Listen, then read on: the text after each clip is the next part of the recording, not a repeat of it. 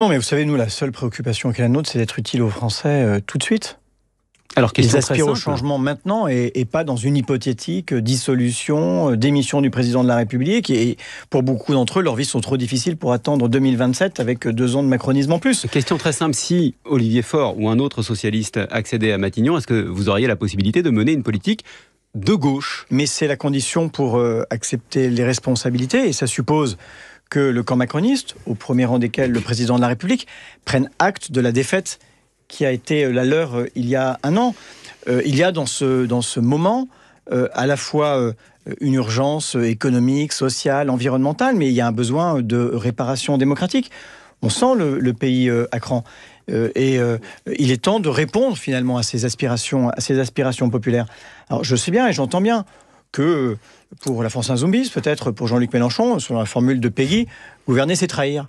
Mais mettre à contribution les très hauts patrimoines, les très grandes entreprises, ça n'est pas trahir. C'est d'ailleurs même conforme aux engagements qu'on a pris devant nos électeurs. Il y avait à votre place tout à l'heure votre collègue Aurélie Trouvé, je voudrais qu'on l'écoute parce que je vous entends et on a l'impression d'assister à un dialogue de sourds.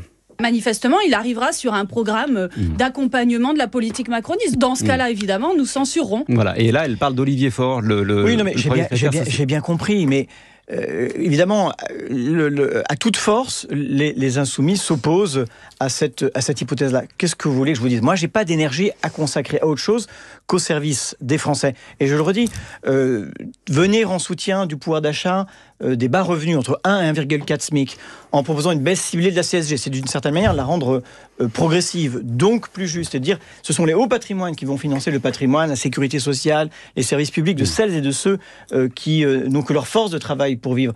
Je dis que c'est juste et que ça n'est pas trahir. Soutenir dans les territoires à travers un plan de relance, la transition écologique, le logement, les transports de proximité. Là aussi, je dis que c'est conforme à nos engagements.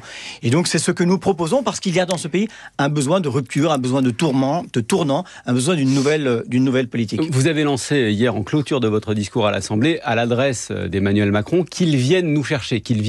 Est-ce qu'il est venu vous chercher? Est-ce qu'à l'heure où on se parle, Olivier Faure a reçu un coup de fil de l'Élysée?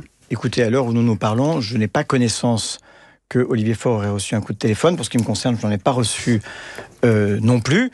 Ce que nous disons au président de la République, c'est que la situation dans laquelle on est, il en est totalement comptable. En 2017, lorsqu'il est arrivé au gouvernement, nous passions sous les 3% de déficit. Nous avions une protection sociale qui était excédentaire. Elle est aujourd'hui déficitaire. Et il y a 1000 milliards de dettes en plus. Donc plus de 800 milliards liés à la crise du Covid. C'est dire que sa politique est un échec. Et il manque chaque année 60 milliards de recettes fiscales. C'est ce que dit l'OFCE, ce n'est pas moi qui en fait le diagnostic. Jean-Rémy Baudot. Ce qui est intéressant, c'est que vous avez acté la fin du nouveau Front Populaire et en même temps, vous dites que le président Macron doit prendre acte de sa défaite d'il y a un an. Mais sauf que quelle est la géographie possible d'une gauche au pouvoir si vous ne vous tournez pas vers la gauche, vers la France Insoumise? Ça veut dire que vous êtes prêt à travailler avec les centristes et peut-être une partie de la droite. Mais je crois que nous sommes prêts à défendre le projet dont je viens de donner quelques lignes. Que nous sommes prêts à servir une majorité qui existe dans le pays. Pas le dialogue. Non, la majorité, je vais y venir, la majorité des Français qui n'en peuvent plus, qui souffrent, qui attendent le changement, qui n'en peuvent plus des sacrifices sans horizon, qui ont le sentiment que depuis 8 ans, la politique leur a tourné le dos, le gouvernement d'Emmanuel Macron leur a tourné le dos. Est-ce que la France Insoumise s'opposera au progrès que nous serions capables de porter au gouvernement et à l'Assemblée nationale? Et par ailleurs, vous me posez la question. Vous savez, depuis plusieurs mois, les socialistes font le pari du parlementarisme, du dialogue, d'un dialogue dont on espère qu'il soit fructueux, mais qui suppose, pour trouver des majorités texte par texte, à commencer par le budget, que celles et ceux qui au fond, nous ont conduits dans cette impasse, acceptent de revenir sur un certain nombre de leurs totems et de leurs politiques. Je crois que si on aime la démocratie, il faut entendre le résultat du suffrage. Je crois que si on aime la République, il faut être capable de ce dialogue. J'ai une si dernière question, si on aime les Boris Français, Vallaud. eh bien, il faut être capable de satisfaire leurs demandes de changement. J'ai une dernière question, parce que le calendrier est important. On est face à une double urgence, en quelque sorte. Il y a ce mouvement bloquons tout. Il y a aussi l'urgence de l'examen du budget.